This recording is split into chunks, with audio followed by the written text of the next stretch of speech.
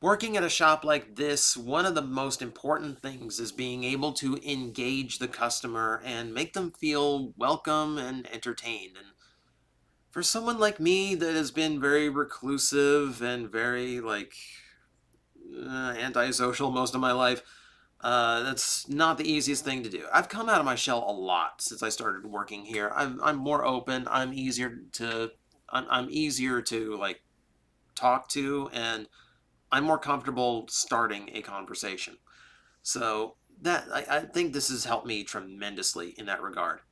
But one of my go-tos when it comes to the store is there's so many things around here that I've picked up like little tidbits about here and there that are fun to impart to the customer. Little bits of trivia, tidbits about certain toys and toy lines that are, somewhat interesting to me or just funny. So I'm trying to think of a few here because I've got a couple prepared, and then I'm trying to think of a few more.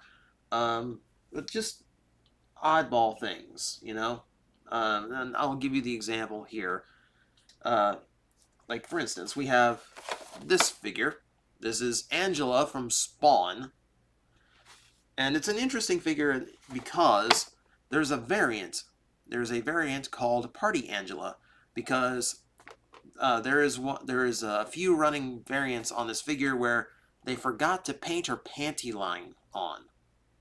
So I didn't find that out until a customer came in and told me, like, is this Party Angela? And I'm like, what's Party Angela? And I got to find out what Party Angela was. So it's not the easiest thing to see in package because her outfit kind of covers it. Her skin is already pale, so it's hard to tell the white from the flesh tone that they used when you're looking at it, and it's all shadowed. Imagine two grown men huddled over this action figure, trying to look up her skirt to see if she had underwear on. That's my life. But it's also an interesting figure because McFarlane didn't own the rights to he didn't own the rights to the character design.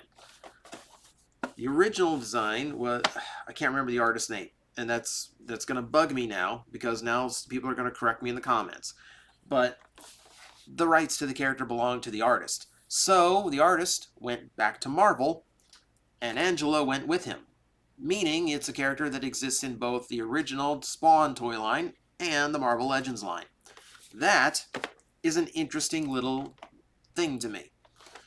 And it's one of those tidbits that I share to the customers who come in. If they eyeball one figure or the other, I have some stories to tell them. And that's kind of the cool thing here, is like building up the stories that come with these toys. Because there's part of me that feels like every toy has a story somewhere. We've got Star Wars figure. We have, I'm looking right now at a Star Wars figure of Forlome, the bounty hunter droid from Empire Strikes Back. The bug-headed one with a black C-3PO body. I see him there in the Black Series, like, carded packaging, like the retro-style, Kenner-style carded packaging, but it's the 6-inch figure. But the name on the toy is it's not Bosk. Oh. Am I going to screw that up now? I'm going to screw that up now. I can't remember the name of the other bounty hunter that was on that card. But it's not the... Hang on. I'm going to cut because I don't want to get corrected on this. Zuckuss. Okay. No one correct me. I got it. Sorry. Brain fart. So on the card, it's Forlome's photo. It's Forlome's image from the movie. It's a Forlome figure, but the name Zuckuss is written on the card. And if you've gotten the other figure that goes with it, which is an actual figure of Zuckuss, it has Forlome written on it. Because in the original Kenner toy line, they accidentally swapped the names on the packaging. So if you see like a Black Series 4 Loam and a Black Series Zuckuss in like this traditional Black Series packaging, it's all correct. But if you see the ones in the retro packaging, the original, like the Kenner-based packaging, they flipped the names intentionally as an homage to that. And that's a cool little tidbit on a Star Wars toy line. But the favorite one, my favorite story to tell of all the weirdness that toys go through, is also a Star Wars centric one, and it's for Power of the Force. I said in another one of these that I think every retro toy shop and collector shop like this has a selection of Star Trek Next Generation toys because it's such an overproduced toy line. Power of the Force trumps it. That is like the king of the overproduced toy line.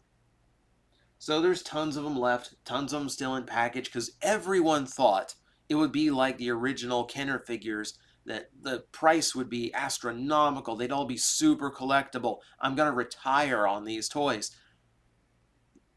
But the thing was, the more they bought, the more they made, because they were trying to sate the demand, and the demand was hard to sate. So now all of a sudden you had hundreds of thousands of collectors who were just sitting on huge crates of these figures that were never going to gain value because their own purchasing drove down not only drove up the demand, but also caused the overinflation of the production. So, yeah, that line never really. The line was popular in the day, but, for those reasons, there's so many of them still in package, just floating around that nobody wants, nobody can get rid of.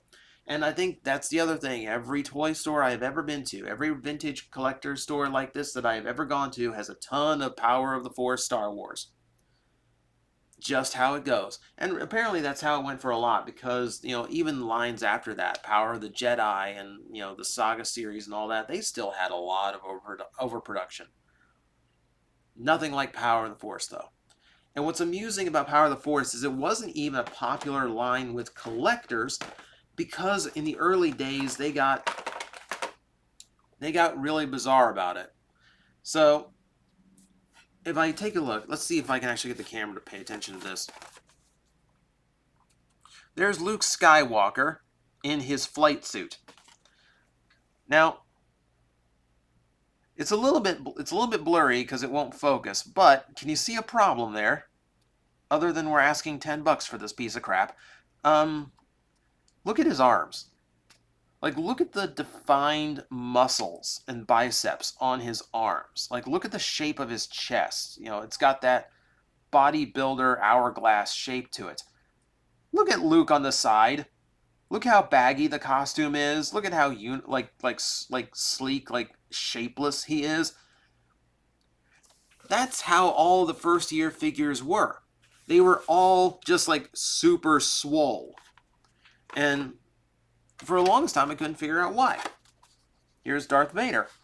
And it looks like his respirators malfunctioned and it's inflating his suit. Like, he looks like he's about to burst. And then here's my favorite one of the whole thing. This is the Rebel Fleet Trooper, who is wearing a very tight shirt that shows off his massive pectorals. And seriously, if the Rebels were this jacked, I don't think the Stormtroopers would have held much of a chance against them. Collectors really didn't like this because of how completely inaccurate it was. Now, in my adulthood, I actually know why this toy line was produced like this. Because someone at Hasbro had thought that if they put scrawny Luke Skywalker and Han Solo and that cast of characters on a shelf next to Superman, Batman, Spider-Man, like those, that superhero, super muscular characters, that they look really frail and weak and kids wouldn't think they're cool. They wanted kids to think the Star Wars characters were strong, so they made them super buff for some reason. But it's a collector's line, and collectors hated it. They absolutely, did not want they didn't want their Star Wars characters looking like they haven't left a gym in the last 30 years. So they learned, They eventually learn, you go on a few waves later, and, here's Luke, and, it just looks like Luke. He's got, he's not lifted a barbell in his life, kind of Luke Skywalker. That's what collectors kind of wanted from the get-go. And it's a weird little happenstance. Interesting how the toy industry thinks sometimes, isn't it? Power Rangers had the exact same problem. All the way back into, like, what am I doing? Hang on, I gotta edit all this anyways. There, look at that. Look at that nerd Billy and his massive pecs, his chiseled abs. That's what they thought. That's what Bandai of America made for Power Rangers for so long. You wonder why they lost the rights? You wonder why these collector-based figures didn't sell well for them? Accuracy. It's what we want as collectors. And while we're at it, you see that valley between her boobs? That's not how spandex works. It never made any sense to me. Why would you want them to look differently from how we know them? Why would you drastically change their appearance or physique? Oh, well, it markets better if they look tough. Apparently not. Apparently not, because you produced one of the most reviled Star Wars toy lines ever. I don't know why that was even the thought in the first place. Well, I do know why, but I don't know why that was the logical outcome. And I don't know why they decided inaccuracy was better, but that's what led us to the line. That's what kind of put a bad taste in people's mouths when it came to Power of the Force, at least as far as collectors go. I mean, as a kid, I loved them. I bought a ton of them as a kid.